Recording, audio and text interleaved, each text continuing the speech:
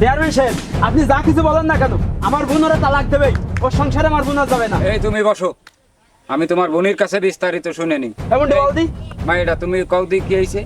জি chairman সাহেব, আমি ওর সংসার করব না, ওরা আমি তালাক দিব।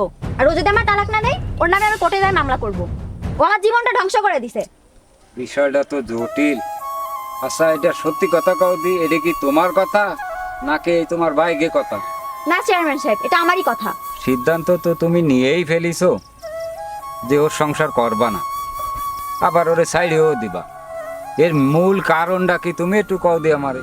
চেয়ারম্যান সাহেব, কারণটা আমি বলতেছি। আমার ছেলেরা লেখাপড়া শিখে মানুষ করেছি, ওরা বিদেশ পাঠাইছি।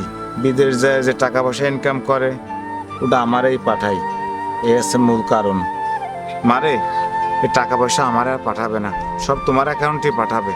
তুমি এই সংসার ছেড়ে যায় না মা, আর ওরে তালাক দিয়ে না মা। টাকা দেবে নে চেয়ারম্যান সাহেব, আমার কথা নয় বাদ দিলাম।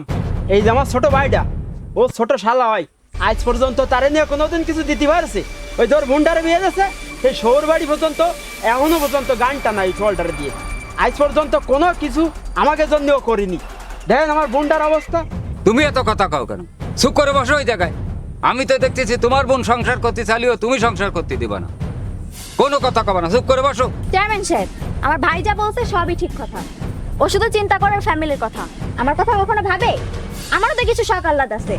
আমার স্বামী ইনকাম করে, আমার কাছ থেকে তারা উল্টে নিবে, তা না তাদের কাছ থেকে আমার হাত পেতে নিতে হয়। আপনি বলেন চেয়ারম্যান সাহেব, এমন স্বামীর সংসার করা উচিত? এতক্ষণ তো সবার কথাই শুনলাম।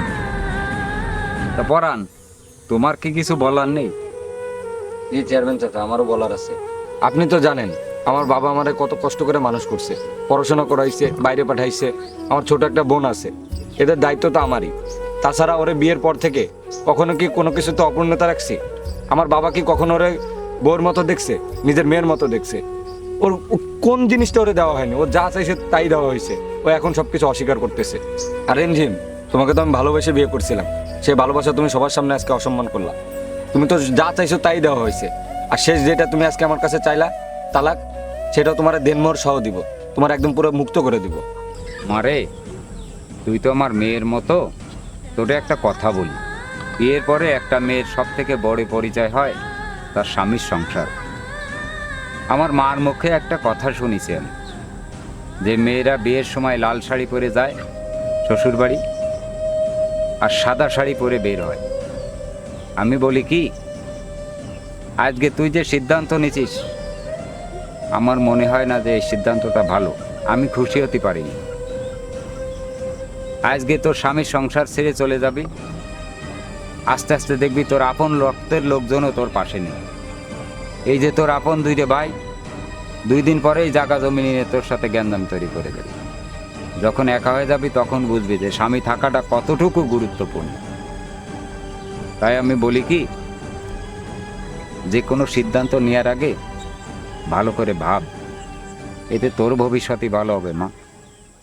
তাইলে তোমরা থাকো, আর তোমরা যে প্রসেসিং করার করে ফেলো। আর পরানের বাপ, ছেলেটারে একটু সান্ত্বনা দিও। আর কি বলবো, আমার একটু কাজ আছে, আমি গেলাম। আচ্ছা চেয়ারম্যান সাহেব, ঠিক আছে, চলেন মা, চল।